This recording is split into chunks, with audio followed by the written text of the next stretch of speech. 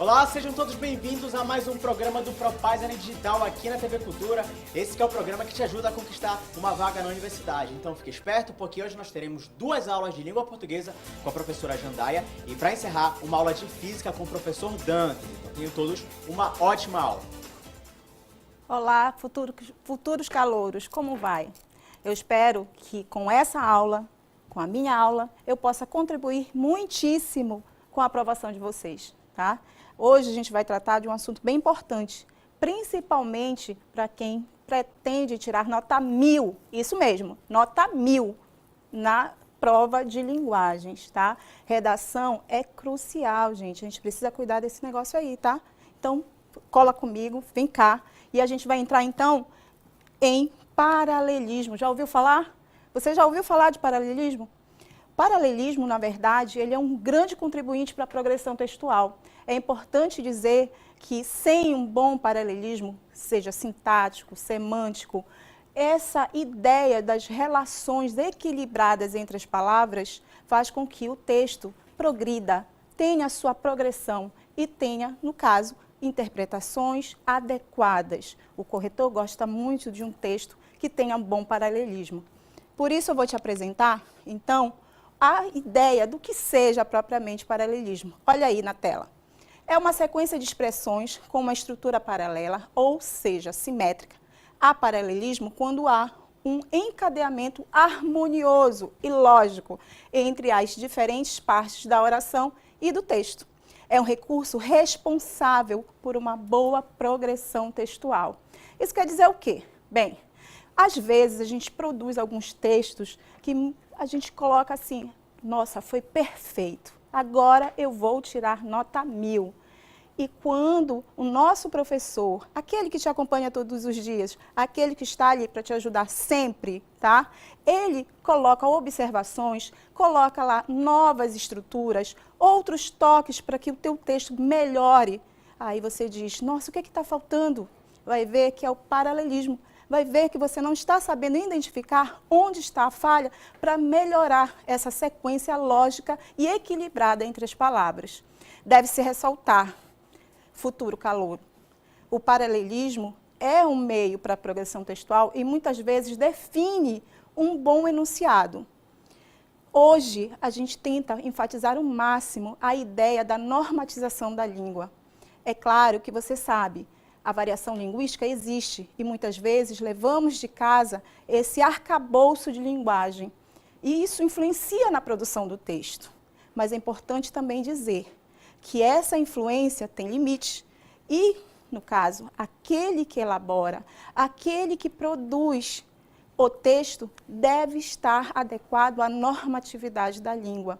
E as influências extras, extras linguísticas, tem muita contribuição para que você não chegue na nota 1000. Então, vamos ter um cuidadozinho com isso, tá bom? Aí eu vou te mostrar. Olha só um exemplo, tá? Mãe, para que a gente está no mundo? Para trabalhar, para nos amar, para fazer deste mundo um mundo melhor. E a Mafalda reflete bem e diz, sua danada, você nunca disse que tinha tanto senso de humor. Nesse caso, percebam, onde ocorre o paralelismo? Você tem lá, vem aqui comigo, para trabalhar, para nos amar, para fazer deste mundo melhor. E nesse caso, essa repetição do para e a utilização dos verbos no infinitivo, AR, tá? Fazem muita diferença na hora do paralelismo. E é essa identificação, é essa sequenciazinha aí lógica, é essa ideia de que os verbos devem estar na mesma conjugação, ou melhor dizendo, na mesma flexão, fazem com que esse texto se torne mais fluido e, por isso mesmo, mais compreensível, tá? Bem, aí lembrando, o paralelismo é um recurso de progressão, ou seja, promove a conexão das ideias por meio das relações gramaticais equilibradas. Quando eu digo gramaticais, eu devo estar te lembrando que aí a gente está tratando de norma culta, né? E se é norma culta, então tem algumas regrinhas a serem seguidas, colocações a serem seguidas, regras principalmente de regência e concordância, utilização adequada quanto algumas normas dentro da nossa língua. E é isso que eu vou te mostrar, porque dessas normas surgem os tipos de paralelismo, tá? Olha aí a ideia, eu vou sempre te mostrar isso dentro desse exemplo aí. Ministério da Educação prever mudar a data do Enem e melhorias no sistema. Não mudou nada aí? Continua aí em novembro, a gente ainda vai se encontrar, né, em outras aulas e se preparar cada vez melhor. Não tem mudança nenhuma, tá? Mas aqui a gente vai analisar essa frase. E aí, Ministério da Educação prevê mudar a data do Enem e melhorias. Verifica aí onde é que está essa falha de paralelismo. Olha o que eu te sugiro como escolha para melhorar, tá? Verifica, o Ministério da Educação prevê mudar a data. E logo depois é melhorar o sistema. Ou seja, procuro identificar que existe, então, a ideia de mudar para o infinitivo, o verbo, né? Então, vamos fazer um paralelismo entre verbos. Logo depois, na letra B, eu tenho uma outra sugestão para ti. Prevê mudanças na data do Enem e melhorias. Aí a gente já tende a fazer a ideia de colocar substantivos em paralelo. Mudanças e melhorias. Bem, a ideia é que a gente tem sempre que verificar os conectivos, verificar as relações entre as frases. Paralelismo nada mais é do que você verificar como estão essas relações entre frases, períodos, como se dá essa relação. Muitas vezes, frases que faltam preposições, falta, na verdade, algum complementozinho que deixou despercebido, isso é, na verdade, e se detecta ali a ideia da falta de paralelismo, como acontece nesse exemplo que eu acabei de mostrar para você, né? Parece comum isso ocorrer, porque é, na verdade, a nossa ideia da linguagem coloquial influenciando na produção textual. E é isso que a gente deve ter cuidado, viu? Porque, na verdade, o corretor, aquele que vai analisar a tua prova, ele está preocupado em saber se você tem realmente essa aptidão, essa ideia, essa competência em utilizar a linguagem formal, tá bom? Depois, a gente tem aí, ó, então como é que eu acho esse paralelismo? Jandaia, como é que eu faço para achar? Claro, simples, encontre os conectivos, a priori, hein? É só uma dica, mas melhora muito. E aí eu tenho, queremos amor e ter paz. Olha quanto é fácil, tá? Como é que eu verifico? O E é o nosso conectivo, né? Esse conectivo aí de adição, ele adiciona informações. Mas aí eu tenho que verificar. Amor é substantivo e ele está relacionando com verbo, ou seja, uma outra oração. Então vamos ter um cuidadozinho em fazer esse paralelo adequadamente. Letra A, queremos amor e paz. 2 substantivos. Tá aí? Perfeito. Ou então, queremos ter amor e queremos ter paz. Perfeito. Coloquei de forma explícita o que antes estava implícito e não permitindo o paralelismo. E letra C, queremos ter amor e paz, tá? Dessa vez, eu coloquei o verbo ter anteposto aos substantivos. Perfeito. E assim eu não quebro o paralelismo. Como eu disse a você, perceba onde há os conectivos. Isso é importante. É uma das dicas para a gente perceber onde há esse paralelismo. Depois, eu te dou aí, ó. É bom saber. O texto bom construído deve apresentar simetria na sua estrutura sintática e em sua estrutura na relação de ideias. Isso quer dizer o quê? Que eu tenho 2 tipos, eu estou te apresentando 2 tipos de paralelismo que você vai ter com certeza contato e todas as vezes tem que tomar um cuidadozinho, tá? Paralelismo sintático e paralelismo semântico. Mas como é isso? Ah, é assim, ó. Paralelismo sintático, ele se dá justamente nessa superfície do texto e eu consigo verificar regras para utilizar as preposições, as conjunções e principalmente nessa ligação entre elas, tá? Entre as conjunções e as preposições, para que haja essa concreta harmonia entre as palavras, entre as ideias. Li toda a informação presente no panfleto e do site. Nossa, parece muito correto. Mas, na verdade, olha o que seria, na verdade, um paralelismo dentro desse período aí. Li toda a informação presente no folheto e no site, tá? Então, nesse caso, a ideia do do se torna totalmente inadequada. E aí, a ausência do paralelismo, tá bom? E o semântico? Esse se dá nas relações das ideias. Fique atento a uma questãozinha. Meu amigo, querido futuro calouro, a ideia é primordial ser mantida também. É claro que estamos preocupados com a normatividade, regências, concordâncias, né? Essas regras essenciais. Mas a gente precisa estar bem atento também ao que eu passo para o corretor, tá? Qual é a ideia fundamental? Então, isso tem a ver com paralelismo. E aí, o outro exemplo que eu te dou. Sou fã de bossa nova, de MPB e de saltos altos. Sou mesmo. E aí, a ideia, mas onde está? Onde está a quebra? Bem, se você é fã, e aí você deve ter uma sequência lógica do que seja, né, fã. Bossa nova, MPB e de rock são gêneros musicais. Então, eu vou manter esse paralelismo a partir dessa ideia do gênero, tá? Salto alto não tem nada a ver com musicalidade. Sendo assim, não teria um paralelismo semântico adequado, ok? Bem, aí eu quero que você fique atento em uma outra questão, tá?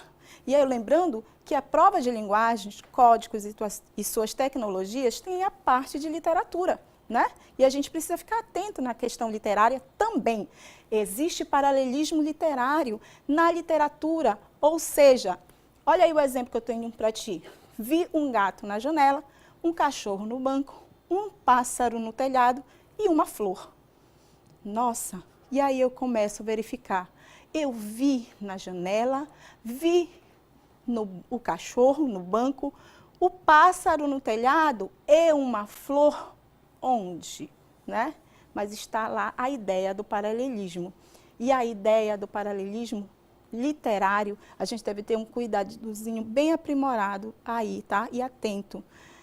É lindo utilizar palavras, é lindo supor, né? E a questão da literatura, da subjetividade, faz esse diferencial enorme. Mas cuidado com a sua prova, tá? Dentro da normatividade da língua, do texto dissertativo, argumentativo, dessa tipologia textual, melhor dizendo, nessa estruturação de texto, você deve ter o cuidado em saber que a literatura, ela é bem-vinda no sentido de citações, no sentido em que você faz alusões a grandes autores, mas não tente ser, né, um Machado de Assis dentro do texto, já que a ideia é que você seja objetivo e argumentativo. Então, muitas vezes, tome cuidado com essa ideia de buscar sonoridade, ritmo. A ideia do paralelismo literário nem sempre é visto com bons olhos, candidato, tá? Então, você que é futuro calouro, saberá dosar isso muito bem. Olha só o rítmico. Vi um gato na janela, um cachorro, um cachorro no banco, um pássaro no telhado e uma flor no jardim. Agora sim, eu vi onde, né? Então, a gente consegue perceber o paralelismo. Mas parece tão repetitivo, Jandaia, tão comum, muitas vezes necessário, tá? Muitas vezes necessário. Isso torna o texto mais claro, evidente, objetivo. Isso não quer dizer repetitivo, isso quer dizer que ele é, na verdade, objetivo e evidente, ok? Olha aí um exemplozinho do Manuel Bandeira que eu trago para ti, do paralelismo bem feito e, no caso, no paralelismo literário. Era uma estrela tão alta, era uma estrela tão fria, era uma estrela sozinha, luzindo no fim do dia. A repetição, essa anáfora construída, era, né? Essa repetição de palavras, construindo aí o nosso paralelismo literário, permite-se dizer o quê? Que há uma construção sonora, rítmica, mantendo a estrutura da poesia, permitindo que o leitor faça alusão aos seus sentimentos, à ideia da sonoridade. Mas isso para um texto literário, que não é pedido para o nosso Enem, né? futuro candidato, ou melhor dizendo, futuro calouro, você sabe que o texto dissertativo ou argumentativo deve ser objetivo, claro, sucinto. E, nesse caso, não pode haver paralelismos literários no sentido de que você deve ir além do sentido das palavras. E o usual é que sejam denotativas, claras e objetivas, ok? Bem, aí eu te dou a última informação e eu quero que tu guardes isso na memória, viu? Não esquece. Notadamente, para muitos, a construção textual é concebida como um procedimento, né, um processo mesmo, dotado de grande complexidade. Haja vista que o fato de as ideias emergirem com uma certa facilidade não significa transpô-las para o papel sem a devida ordenação. Mas, com a devida atenção e planejamento, você constrói um texto claro e eficiente, obedecendo os critérios da matriz de referência do Enem. Perfeito. O que eu quero te dizer? Vamos ter cuidado ao construir o texto, né, utilizando bem esse paralelismo a seu favor. Cuidado com a influência da tua variação linguística, dessa influência da linguagem trazida de casa, tá? Porque muitas vezes o que parece claro e evidente numa linguagem falada, do coloquial, não se torna evidente e claro dentro da linguagem escrita, desse padrão da normatividade que deve ser exposto na tua redação, tá? Muito obrigada, eu estou aqui para te ajudar. Daqui a pouquinho a gente volta com mais uma informação importante, dica fundamental para você se dar bem nesse Enem, viu?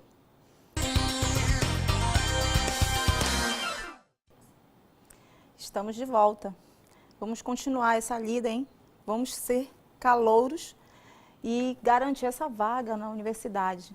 Bem, continuando essa ideia de fazer cada vez melhor a nossa prova de linguagem, códigos e tecnologias, eu vou trazer agora para ti um tema que, na verdade, vai melhorar não só a tua leitura e a tua dinâmica de leitura na hora da prova, né?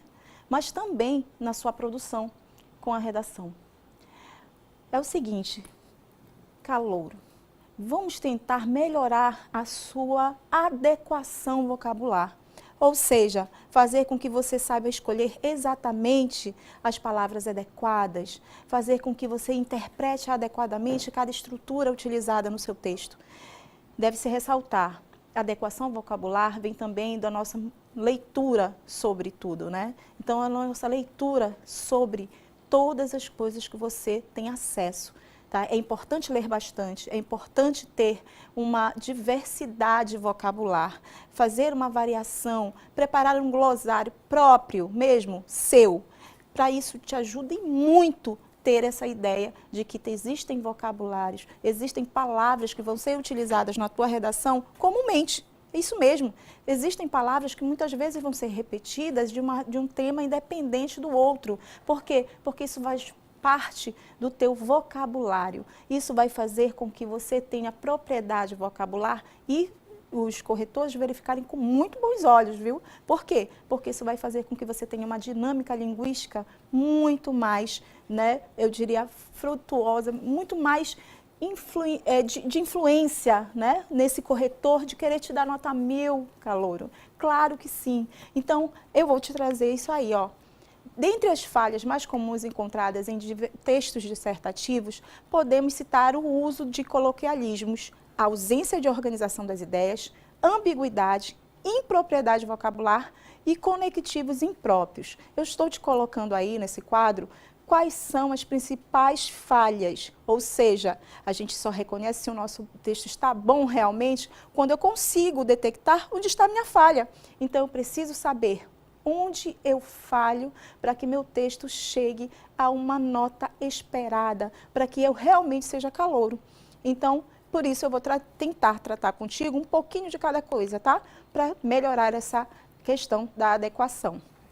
Coloquialismo, lembrando, coloquial é tudo que tem no dia a dia, né? O que se fala no dia a dia. Então, essa influência do teu mundo, da ideia de que tudo que você ouve influencia na hora da fala, pode influenciar também na escrita. Já te disse isso, e cuidado, né? Então, como é que isso acontece? Olha aí, uma estrutura muito comum no dia a dia. Os bancos internacionais, onde o Brasil é credor, decidiram rever as taxas de juro.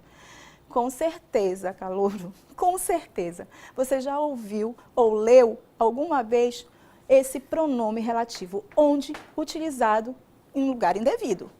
E isso quer dizer o quê? É a influência do nosso coloquialismo, a ideia de fugir, essa nossa ideia de fugir da normatividade, fazer com que o texto flua, tanto falado quanto escrito, flua, né, naturalmente. Isso, muitas vezes, se torna prejudicial para o texto escrito. E aí, eu te digo assim, lembra aí, onde nem sempre, né, nesse caso, não pode estar dando a ideia de lugar, tá? Os bancos internacionais, apesar da ideia ser países, né, a gente tem que verificar qual é a ideia a ser passada. Bancos não é país, não é lugar. E aí, eu sugerir aí essa relação mais adequada, vamos dizer assim. Os bancos internacionais dos quais o Brasil é credor, tá ok? Então, se é credor de alguém, e aí, nesse caso, a preposição de deve ser inserida, tá bom? Por isso, cuidado com a ideia da influência do coloquial no teu texto. Também, seu texto deve apresentar, né, um texto sucinto, nada de prolixidade, nada. Ser prolixo é nada bom, viu? Então, a gente deve colocar um texto objetivo, claro, sintético, mas com grande fundamentação de argumentação, não é assim?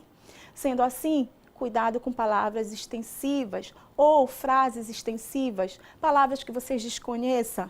Então, a prolixidade não é vista com bons olhos. Vamos evitar. Um texto bem construído, ele não é prolixo. Pelo contrário, ele é rápido, claro, objetivo e tem uma argumentação com grande fluidez. Por isso, eu trago aí para ti um exemplo. Olha só. É segundo esta noção de projetos que vamos, a partir desta visão humanista da problemática urbana, sem deixar de levar em consideração as nossas condições de país de formação colonial, analisar os projetos de cidade expressos nos trabalhos de diversos órgãos federais. Olha só, esse candidato aí tentou falar alguma coisa sobre a mobilidade urbana, tá? Mobilidade, como é que a gente trata a questão do transporte público e outras coisas mais envolvendo essa mobilidade urbana. Porém, vejam que o texto é longo, não é claro. Por quê? Porque é prolixo. Então, a gente tem que ser o máximo possível objetivo. Por isso, eu te dou a seguinte sugestão. Olha aí. Torna-se necessário analisar os projetos expressos nos trabalhos de diversos órgãos federais a partir de uma visão humanista da problemática urbana, tá? E olha só, eu fiz isso em apenas três linhas. Ou seja, não fui nada prolixa. Fui objetiva, clara, sintética. Tá certo? E é assim que tem que ser. Depois, vamos evitar também ambiguidades e impropriedades vocabulares, tá? Isso também não está de acordo com a gente. Calouro, você sabe que ambiguidade é duplo sentido, ou seja, várias interpretações podem surgir a partir de uma construção ruim no texto. Então, a gente tem que ser objetivo. Será que você tem que ser objetivo? Então, você vai construir de forma adequada. Ou seja, é fazer com que o teu texto tenha apenas uma interpretação, evitando ambiguidades. E isso requer também uma adequação vocabular. Isso quer dizer que você tem que estar de acordo com a ideia da normatividade, utilizando palavras que permitam somente uma interpretação e não várias, tá? Então, nesse caso, os alunos insatisfeitos reclamaram da nota na redação. Olha só, aí eu pergunto, os alunos ficaram insatisfeitos naquele momento ou eram insatisfeitos sempre? Né? Pura ambiguidade. E a gente tem que ter cuidado com isso, tá? Por isso, eu mais uma vez faço o seguinte: vamos construir adequadamente, evitar ambiguidades, permitir, na verdade, uma adequação. Insatisfeitos, os alunos reclamaram da redação. Olha aí o que eu permiti fazer, né? O insatisfeito, né? Essa palavrinha insatisfeito, eu possibilitei a inversão da frase. Ou seja, fiz com que essa palavra viesse anteposto, né? Iniciando a frase para que pudesse eliminar a tal da ambiguidade. A pontuação, a utilização da inversão fez com que o meu texto fosse objetivo e não permitisse dupla interpretação. Também te sugiro uma outra. Os alunos com insatisfação reclamaram da redação, né? Então aí outra forma de dizer a mesma coisa, porém de forma muito mais clara e evidente, sem dupla interpretação, tá? Ao escrever um texto dissertativo argumentativo de forma ambígua, o candidato pode prejudicar a compreensão dos termos, diminuir a pontuação na competência 1, ao utilizar de forma errada algumas palavras causando erro de interpretação, além de prejudicar toda a coesão textual, sendo assim penalizado na competência 4. Bem, o que isso quer dizer propriamente dito? É o seguinte, muitas vezes a gente deixa de lado essa ideia de estar se preocupando realmente com a normatividade da língua, mas a prova do Enem, ele traz para ti essa possibilidade de você mostrar sua propriedade vocabular, a sua habilidade com a língua.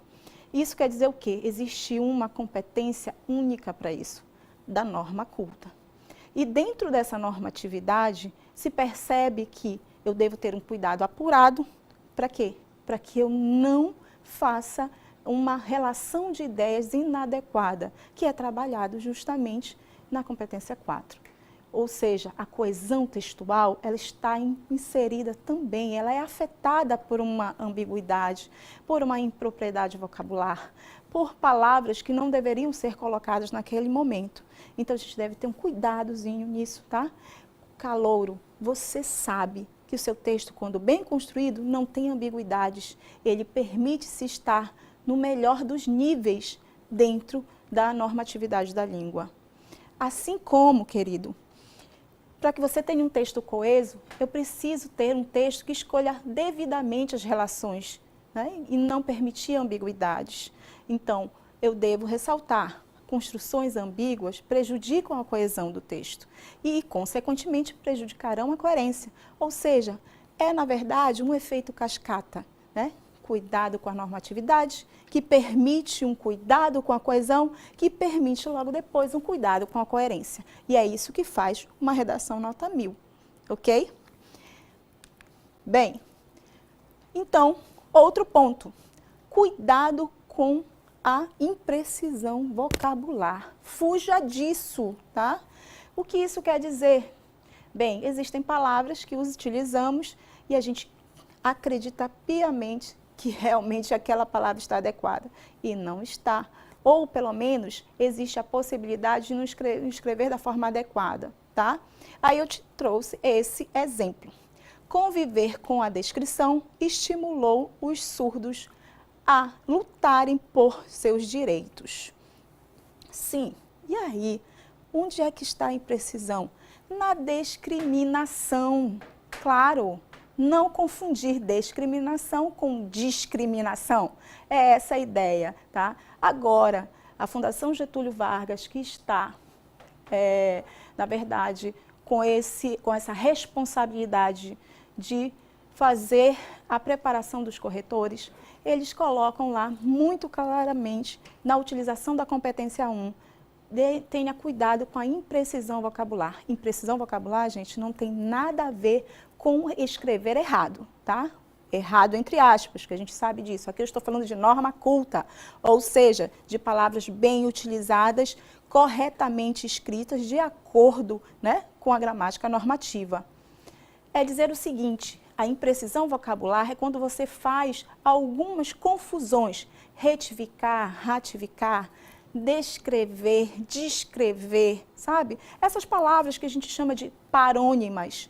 Essas parônimas são, na verdade, possibilidades dessa imprecisão vocabular. Então, a gente deve ter cuidado com elas. A utilização delas de forma adequada permite a coerência do texto também, tá? Além de mostrar uma grande habilidade na normatividade da língua, você está mostrando uma habilidade na significação das relações de sentido existentes no texto. Sendo assim, meu querido, cuide para que todas as palavras que você utilizar, principalmente aquelas que você tem a ideia de que sejam parecidas com outros, realmente esteja escrevendo de forma adequada, que não há erros, que não há outras interpretações, ok? Aí eu vou te dar um quadro que nós utilizamos para que você tenha aí em casa e faça a utilização adequada, tá?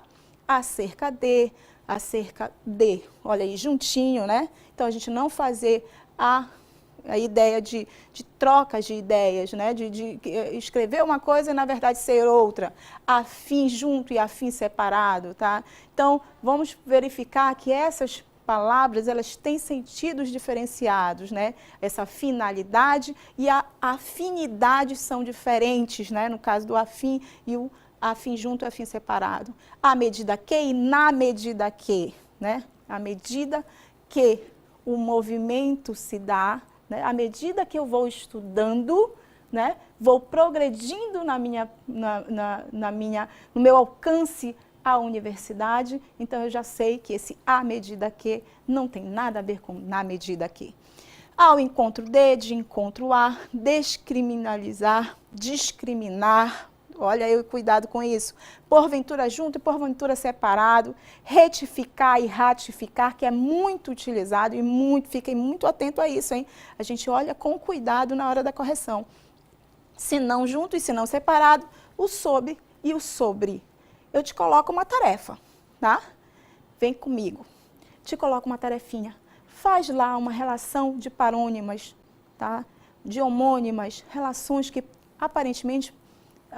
o que vai me adiantar, Jandaia? Muito. Porque na hora, meu amigo, na hora de você retirar a nota que precisa, né? De você conseguir essa nota 1000 que você precisa, você vai verificar que você permitiu não confundir parônimas, utilizar bem as homônimas, deu a possibilidade de você permitir ao corretor de não marcar nenhuma imprecisão vocabular.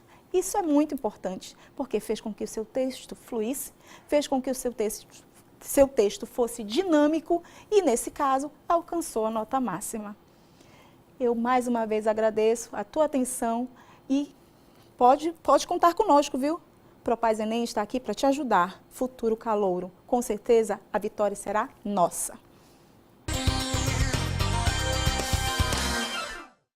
Olá, vamos para mais uma aula de física, um objeto do conhecimento muito importante, energia elétrica. Ao final, você vai perceber que este objeto do conhecimento, ele vai tratar de algumas habilidades que são interessantes e que estão presentes na matriz de referência do Enem.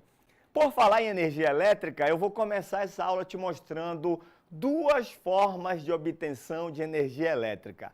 A primeira delas é a hidroelétrica e a segunda, a termoelétrica.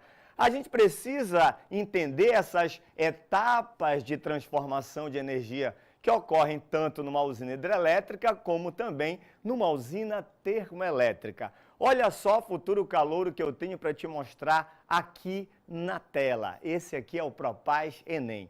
Eu mostro para você exatamente a água, o movimento da água, portanto, a energia mecânica convertendo-se em energia elétrica. Então, a força da água, a gente costuma falar em força da água, mas na verdade a energia mecânica, especialmente a energia cinética, essa força da água vai ser utilizada para movimentar as turbinas. E a partir desse movimento, você vai ter a transformação da energia mecânica em energia elétrica por meio de um fenômeno chamado indução eletromagnética. Então, isso é uma coisa que interessa bastante. Mas uma outra forma também, que a gente tem de obter energia elétrica é a partir da energia térmica, portanto, nas usinas termoelétricas. Eu vou te apresentar aqui uma outra maneira que a gente tem de obter essa energia elétrica e essa é muito importante pelos seguintes detalhes.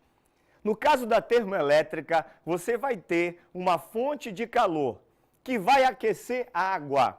Essa água vai passar do estado líquido para o estado gasoso. E a água no estado gasoso, o vapor a alta pressão vai começar a provocar o movimento das turbinas. E também, pelo fenômeno da indução eletromagnética, a gente vai conseguir obter a energia elétrica. Olha só na tela.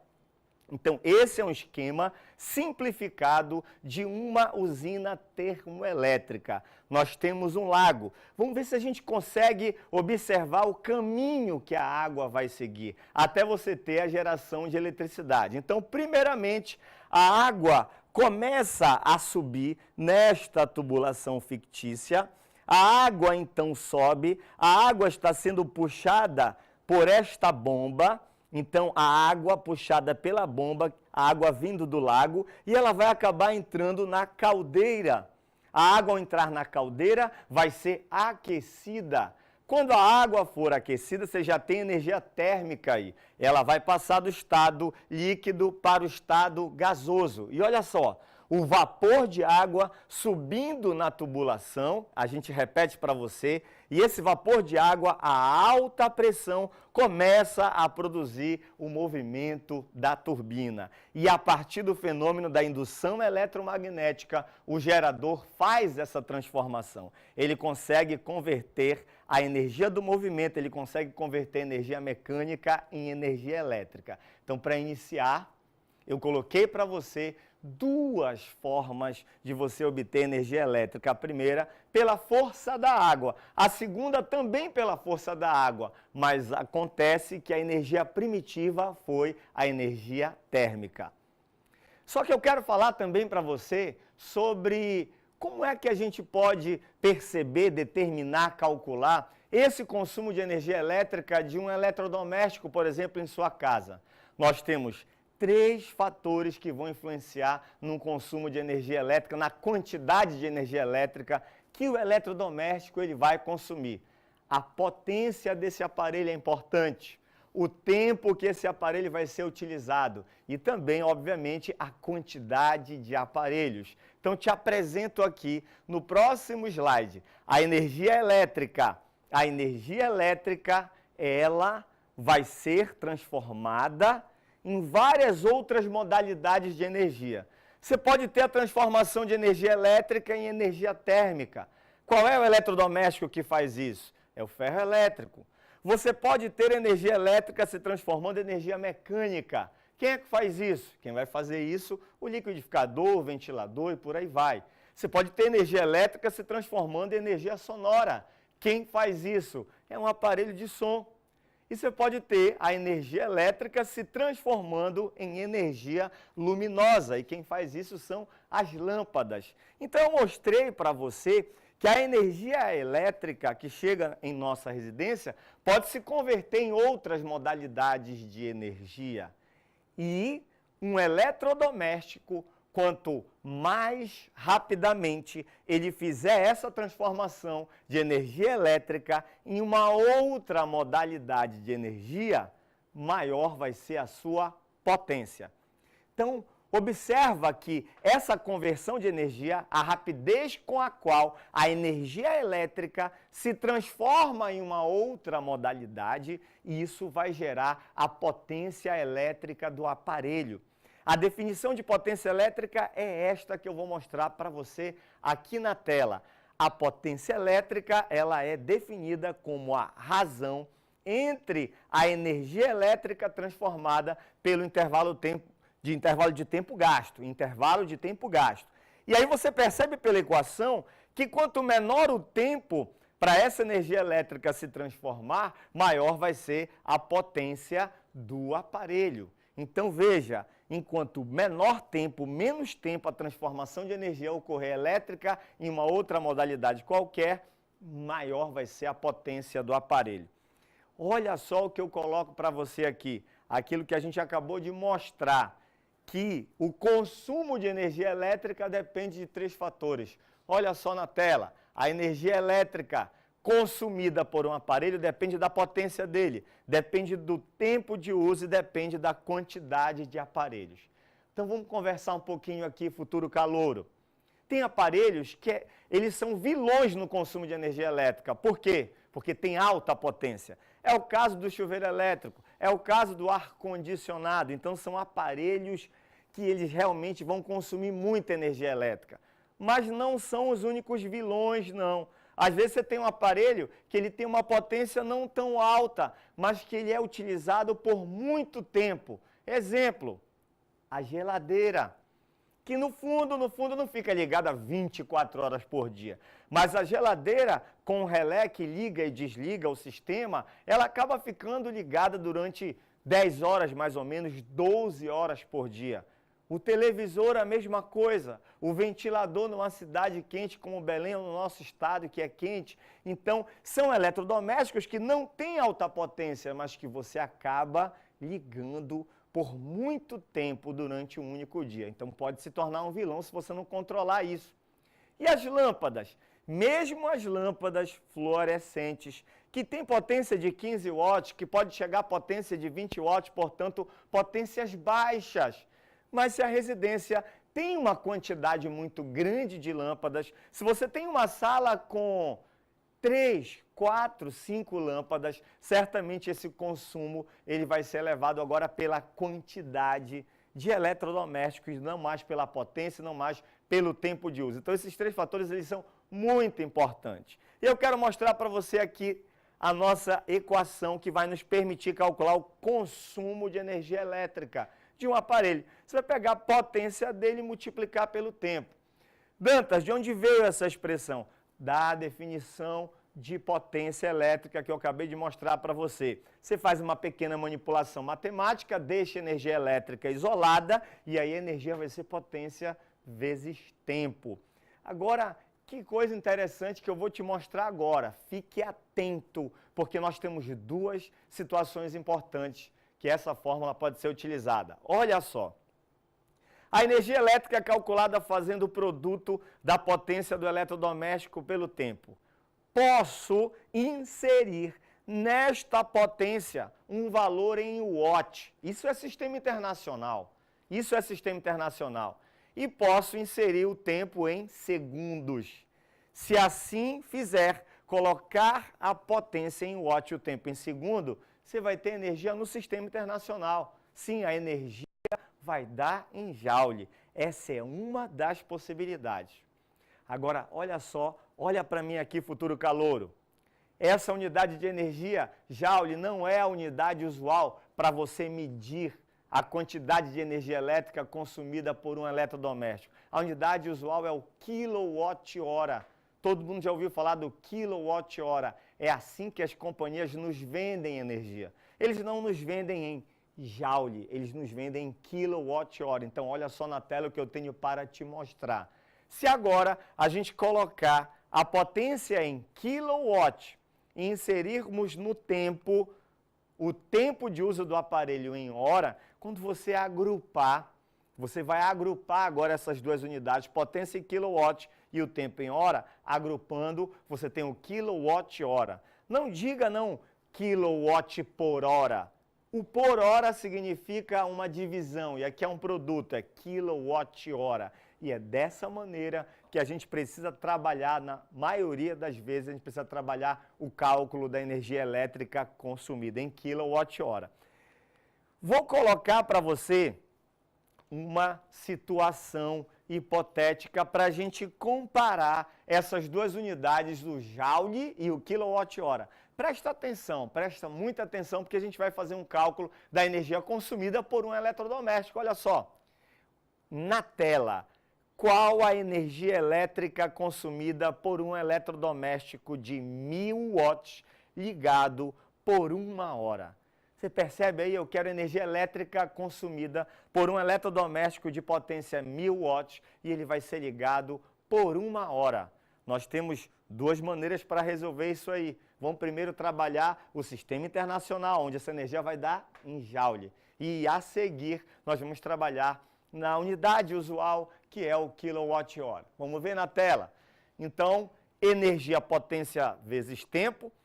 Se você colocar na potência 1000 watts, você está trabalhando a potência 1000 watts, você está trabalhando no sistema internacional. Então, o tempo de uma hora, você tem que colocar em segundos no sistema internacional também. Uma hora são 60 minutos. 60 minutos são 3.600 segundos. Então, quando você colocar a potência 1000 watts, está no sistema internacional de unidades, o tempo em segundos, 3.600, também está no sistema internacional, a tua energia vai dar em joule. Isso vai dar 3,6 vezes 10 elevado a sexta joule. 3,6 vezes 10 elevado a sexta joule. Vamos fazer a mesma conta agora utilizando a unidade usual, o quilowatt-hora. A mesma conta, hein? Só vamos alterar as unidades. Então eu vou calcular a energia consumida pelo mesmo aparelho. 1000 watts de potência ligado durante uma hora. Só que agora a gente vai colocar a potência em kilowatt. 1000 watts. Para você jogar para kilowatt, você vai dividir por 1000. Então, a maneira que a gente utiliza a técnica para converter de watt para kilowatt, você pega a potência e divide por 1000. A potência desse aparelho é 1000. E a regra diz que você tem que dividir por 1000. Então, 1000 dividindo por 1000 vai dar 1. Então, 1 quilowatt. 1 quilowatt é a potência dele. Só que você vai usar por uma hora. Então, olha só na tela o que a gente te mostrou. Dantas, por que 1 vezes 1? 1 é a potência em quilowatt. E esse outro 1 que aparece multiplicando é o tempo em hora. E quando você fizer essa conta, vai dar 1 quilowatt-hora. Mas observa uma coisa interessante. Nós calculamos a energia consumida pelo mesmo aparelho de duas formas diferentes. Primeiro, a gente utilizou energias, ou melhor, nós utilizamos unidades do sistema internacional. E depois a gente utilizou as unidades usuais. E aí você consegue perceber que 1 kWh é a mesma coisa que 3,6 vezes 10 elevado a sexta joule. Você ouviu o que eu disse? 1 kWh é a mesma coisa que 3,6 vezes 10 a sexta joule. Entende por que as companhias nos vendem energia em kWh e não em joule? Se você tivesse que comprar energia em joule, o valor seria um valor absurdo. Olha só a praticidade. 1 kWh, um valor prático, pequeno, simples de dizer. Agora em joule, 3,6 vezes 10 elevado a sexta. Então a unidade de quilowatt-hora, ela é muito mais prática, ela é muito mais interessante que a gente utilize. Agora a gente vai colocar para você um pequeno problema em que a gente vai utilizar exatamente essa questão de cálculo de energia elétrica da unidade usual. E isso vai ser muito interessante para a gente começar a convergir para aquelas habilidades que o Enem ele cobra de você. Isso aqui é um problema recorrente. A gente precisa estar preparado para esse tipo de problema. Olha só na tela. As desvantagens de energia em espera, stand-by, são todas relacionadas com a energia utilizada. Como a energia de reserva é reduzida, as desvantagens tornam-se menores. Dispositivos mais antigos muitas vezes gastam 10 watts ou mais em condições de espera. Um micro-ondas consome cerca de 5 watts mesmo sem ser utilizado. Essa despesa pode ser da ordem de 10% da energia elétrica utilizada por uma família. Suponha o micro-ondas na função modo espera. Se o quilowatt-hora em sua cidade custa R$1, é aproximadamente isso o nosso quilowatt-hora, quanto o referido eletrodoméstico impacta na conta de energia elétrica ao longo de um ano. Então, esse item ele reflete sobre uma coisa muito interessante, os chamados vampiros elétricos que a gente tem em casa, aquele eletrodoméstico que mesmo desligado, a sua TV, o Wi-Fi, o micro-ondas, o aparelho de som, todos aqueles eletrodomésticos que ficam com aquela luzinha acesa, mesmo quando a gente desliga no controle remoto, sim, eles estão consumindo. E você tem em casa, às vezes, 10 desses aparelhos. E quando você tem 10 desses aparelhos consumindo, mesmo desligados, sim, eles estão consumindo porque você precisa manter as configurações. Você precisa manter a hora na TV, a configuração de imagem, a configuração de som. E para que você possa manter isso aí acionado, para que quando você ligue o aparelho e volte para a configuração normal, a energia elétrica está sendo consumida. E a gente vai mostrar quanto é que o micro-ondas ele consome. Esses valores são reais aqui. Tanto o quilowatt-hora, que é aproximadamente R$1, com impostos, como também a potência consumida por um micro-ondas quando ele está desligado. Então vamos lá. Um dia tem 24 horas. Tem que ser em hora. Nós queremos em um ano. Um dia tem 24 horas. Só que você vai multiplicar isso por 30, porque a gente quer matar primeiro em um mês. Quando você fizer 24 vezes 30, você vai chegar em 720 horas mensais. 24 horas por dia vezes 30 dias, 720 horas mensais. Se você multiplicar por 12 meses, então o tempo anual de um eletrodoméstico, no caso de um micro-ondas em função stand-by, 8.640 horas é o total. Vamos pegar aquela fórmula de energia elétrica agora? Vamos lá. A energia, a potência vezes o tempo. A potência do micro-ondas, 0,005. Aí você vai, Dantas, por que 0,005? Eu peguei esta potência em watts, dividi por 1000 para chegar em quilowatts. Então a gente tem que usar em quilowatt. 5 dividido por 1000, 0,005. E eu estou multiplicando esta potência pelo tempo de uso anual, 8.640. E quando a gente fizer essa conta, isso vai dar 43,2 kWh anuais. Só para o eletrodoméstico ficar, só para ele ficar desligado, você vai gastar 43,2 kWh. Se você multiplicar isso por R$1, o custo do quilowatt-hora, já estou arredondando para R$1, você vai ter um gasto de R$ 43,20 aproximadamente. 43 com 1. Mas aí você gasta mais 50 com a TV, mais 40 com o aparelho de som. Você gasta com videogame. Para quem não sabe, o videogame, quando está na função stand-by, o consumo é quase o mesmo do que quando ele está ligado. Então o videogame precisa ser desligado também, retirado da tomada. E para a gente fechar isso, eu vou te mostrar aqui esses chamados filtros de linha. É isso que a gente tem que fazer quando viaja, quando no final de semana a gente fica muito tempo fora. Você liga aqui o roteador, você liga a sua TV, você liga o aparelho de som, você vai ligar aqui, enfim, aqueles eletrodomésticos que estão na sala, faz a mesma coisa na cozinha e quando você vai passar o final de semana fora, que vai sair de manhã e vai voltar só à noite, você chega lá e aperta no botão vermelho e desliga todos automaticamente. Tira dessa função stand-by, modo de espera, você vai ver que o consumo de energia elétrica ele vai reduzir bastante.